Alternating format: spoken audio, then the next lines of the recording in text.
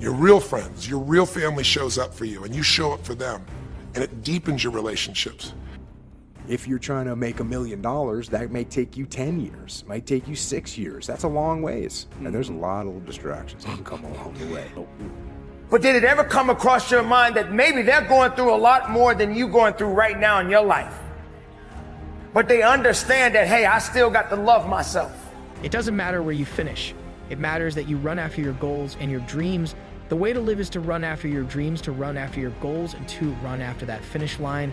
There may be things in your life right now that's holding you back from running, but you have to break through those things. They're there to hinder you, but you can't let it force you to stop running.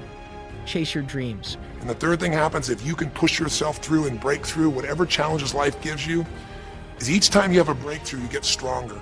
And it almost like builds a psychological immunity in you, where suddenly, all of a sudden, it's like stuff happens, and you know stuff's gonna happen, and you're not scared of it anymore. Because after you've been through a stroke, after you've been through, losing the use of some of your body, your senses, after you lose a family member, and you break through to that, you get to the other side, it's like, give me your best shot, life. It's almost like there's this psychological immunity that says, I'm ready for whatever life will give me. I don't want challenges, but if they're here, I know I can handle them. That strength of spirit is what creates a sense of freedom and joy in life. And that strength of spirit basically comes from living a life where you are constantly and never-ending flinging away to improve yourself and to help others. That's my mission, and if we can serve you again in the future, I hope you'll check us out. I've been traveling a bunch lately, and guess what? Sometimes I'm in a hotel room, and I got to get creative on how I'm going to aggressively pursue my aims. And that means I got to do, maybe my workout is 300 burpees. That's it. Boom. No squat rack there, no pull-up bar, no rings, no rower, nothing, no kettlebells, no. And guess what? My soul gets crushed. But that's just being creative and aggressively adapting to the situations that you get put into. So you gotta maintain that adaptability, that creativity all the time, and I think that's absolutely critical.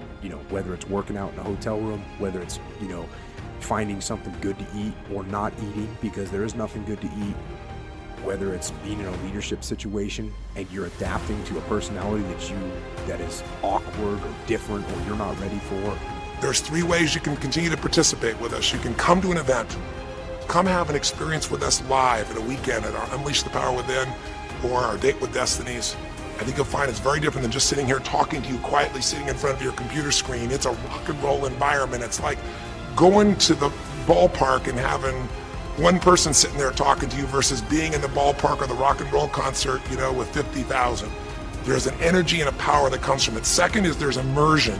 Here we talk for an hour, there's distractions and emails. There it's total focus, and we go for immersion where literally what we did here over 6 weeks, a few little conversations, all that happens over and over again, multiple times a day, and you get that shift. So come to an event or call up and get a coach.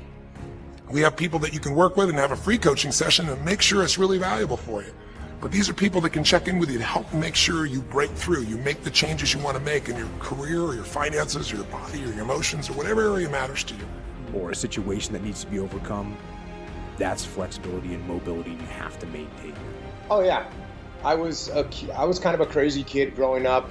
I actually was pretty rebellious. And for me, growing up in a small New England town, probably the most rebellious thing that I could do was join the military, because most kids either stayed in town and became house painters or landscapers, or they went off to college and pursued some kind of a career. Not many people from where I'm from joined the military. So that's one of the most rebellious things I could do was join the military. And I think what led to that was I was a little bit of a rebel against kind of the mainstream kids that I grew up around that were smoking pot and listening to hippie music. And I actually went in the other direction and was into kind of hardcore music and metal music. And that attitude that I've learned from that kind of music. Change your goals. I don't know the situation you're in right now, but the situation that you're in is not your future. It's not who you really are. It's not your full potential. The sky's the limit, but it all starts from within. It's all up to you. You should be a monster you have to be hungry for. Greatness. You got to go through it to get to it. And some people have used that to get better and to create more and to do more and to achieve more. And then there also seems to be the fact that there's just more stupid people alive than ever before that just wait, do blame game. Like we see more out in the world, and it's easy to pick and just blame and be victims to the situations that we have. Do you think that things are trending in the right direction there? Do you think that we have way more work to do? Do you think it's inevitable either way? What's your take on kind of the psychological direction that has resulted from social media and all the opportunity and choice that's available today? So I think that we've hit a really, really fascinating time where you've got the most optimistic people feeling the most disenfranchised. And I think all we have to do is nudge them. You got to understand that there are going to be many circumstances that will require your full undivided attention. You've got to go through it to get to it. You have to understand it has to be a unique mindset. Setting a goal and then going beyond it, realizing that there's work to be done. Have you ever looked at a homeless person on the street and wondered why are they in that position? Would you probably even think to yourself that, why are they still living? Why do they want to be in this position? Who says that they want to be in that position? Do you realize they was not always in that position? Do you realize that a homeless person had a home at one time in their life? But they must still love themselves. They must still believe that they love themselves enough to not give up their life. So while you're sitting around wondering about all of these things that you're dealing with, give yourself a chance and start loving yourself. Give yourself the opportunity to stop hating yourself within and start giving love. And if you guys read the book Nudge, it is so powerful, and it talks about and gives really amazing examples of a small little change that you can make that will send somebody's life in a completely different direction. Amazing.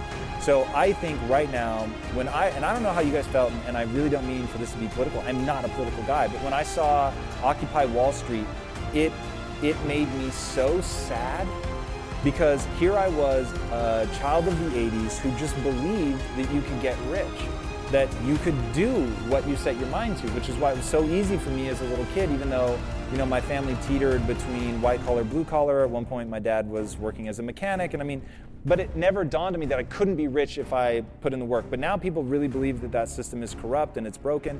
And sure, it is. Assume that it's all terrible and it's all bad.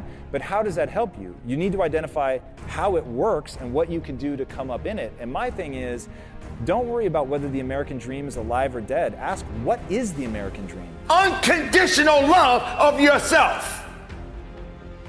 Stop giving in and hating on you. Are you worried about what people think? Are you concerned about being in a certain group? You need to feel important, but these people don't make you feel important. You don't need their permission to feel loved.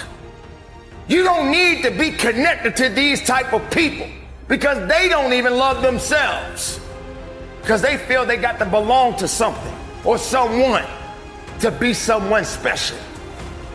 Since the day you were born, you were special. Since the day you were born, there was something already ready for you. You just got to go after it and believe that there's something waiting for you, but it won't wait too long. Because you got to have enough love within you. Make sure that all of the strings are attached, and make no mistake along the way. Now it's true that we all make mistakes, and we will have many setbacks, but there's always room for a comeback. To understand this, you must realize that you must humble yourself, but yet be hungry enough to go after it. With everything inside of you, everything that is required depends on you having the mindset that regardless of anything that is around you, that is surrounding you, that is trying to drag you down, you must have the mindset